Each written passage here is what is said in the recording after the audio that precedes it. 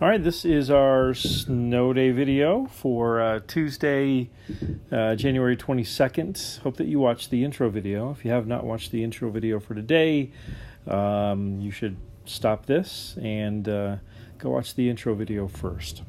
Okay, so in the intro video we talked a lot about polynomials, and we're going to do a couple of examples here with polynomials and terminology and what they are and how it all works.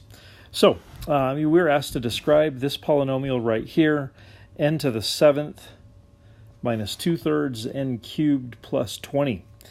So we're first going to list the terms out. There are three terms here.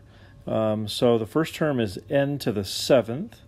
The next term is 2/3 n cubed, and the last term is 20.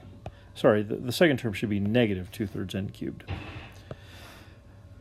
Okay, so remember from the video that individual terms are separated by minus signs or plus signs. So that's why I'm coming up with three different terms. We've talked about that word before, but it has been a little while. Okay, let's talk about the coefficients on each term. So for the first term, it just says n to the 7th. There does not appear to be a coefficient. But if you remember, there's always a coefficient of 1 times a term like that. So the coefficient would be 1. And the degree, of course, the degree is the exponent. The degree in this case would be 7. All right, for the second term, the coefficient would be negative 2/3, and the degree would be 3. Again, we're just looking at the exponent here to determine the degree. Lastly, the 20 is a constant. There is no variable there, so we would say still that the coefficient is 20, or we could just say that it's a constant of 20. And the degree here would be actually 0. We'll get into, in next unit, we'll get into why that is. We're just looking at the exponent on the variable, of which there is none, so we would say it's degree 0. Type of polynomial. There are three terms, and so we would call this a trinomial. Degree of polynomial, well, with the degree, we're just going to look at all the degrees, and we're going to pick out the highest of those. The highest degree is 7, so the polynomial's degree will always match that, so it's degree 7. And the lead coefficient is the coefficient on that highest degree term, so our lead coefficient here would just be a 1. Okay, so I hope that makes sense. If it doesn't, feel free to email me.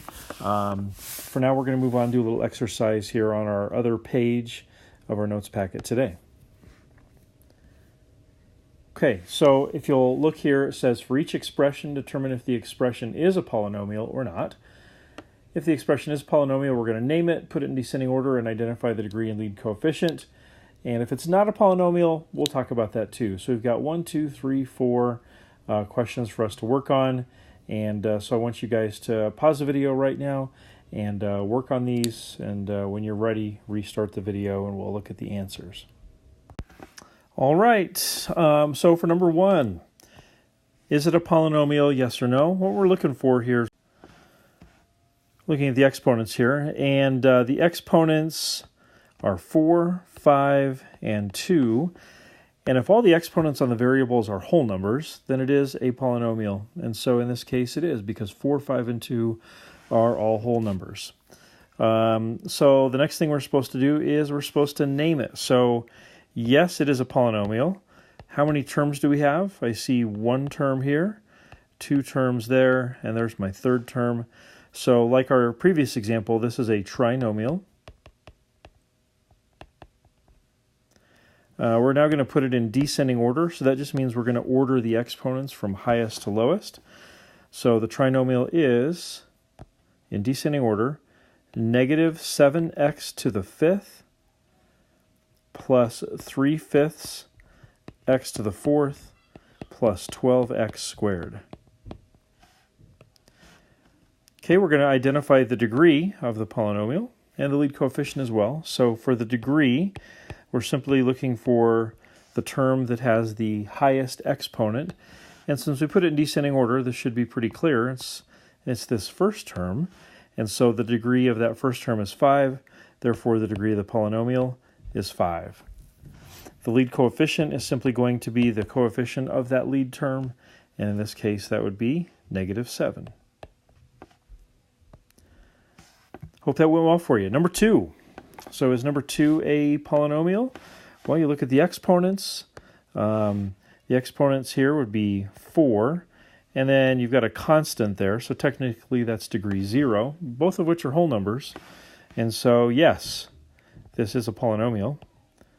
Specifically, what name would we give it? Well, there are 1, 2 terms. So this would be what we call a binomial, 2 terms. Okay, descending order. Well, it's already in descending order. 4 is the higher exponent, and so it would be in descending order right there. The degree is the same as the degree of the highest degree term, so that's this 4 right here, so it's going to be degree 4. The lead coefficient is going to be that coefficient on the lead term, so that's going to be 2. All right, hope that one went well. Number 3. Number 3, we look through this. We're asking, is it a polynomial? Let's see here. We got a constant, 6th power, 1st power, and then these last 2 terms where we get into issues, making this not a polynomial. So we're going to say no, it's not a polynomial. And the reason, we could look at this one right here. This is probably the clearest example as far as from where you guys are coming from. The last term has a negative exponent. And a negative number is not a whole number. So the last term has a negative exponent, and that would be enough to call it not a polynomial. Okay, and then the last example here, negative 20x cubed. Is this a polynomial? Well, there's only one exponent in the whole thing, and it's a 3, and 3 is a whole number. So we're going to say yes. What name would we give this? Well, it's just one term, so we would call this a monomial. What is descending order? Well, there's only one term, so there's not a whole lot of descending order to be done there. And let's see here, the degree. Once again, there's only one term, so the degree of the monomial will be the same as the degree of the term, so it's degree 3, and the lead coefficient is going to be -20. Okay, hope that made sense. Again, if you have any questions, if something didn't make sense, feel free to email and let me know. So the only other thing we need to do here is to look at our DMR. So this is Unit 4, Day 8 DMR. And so you can see these 4 questions here. I did want to bring something up for you here. Number 3 has a little typo. For the last piece of that that system, instead of an equal sign, we want that to be a less than.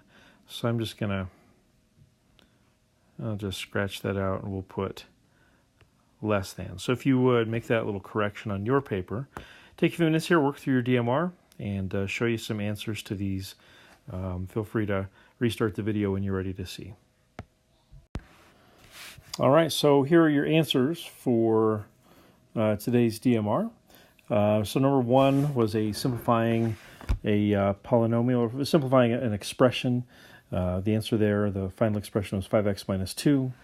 Number 2 was an evaluation using function notation. Your answer there should be -40. Number 3 was that system of inequalities. It had that little typo I mentioned.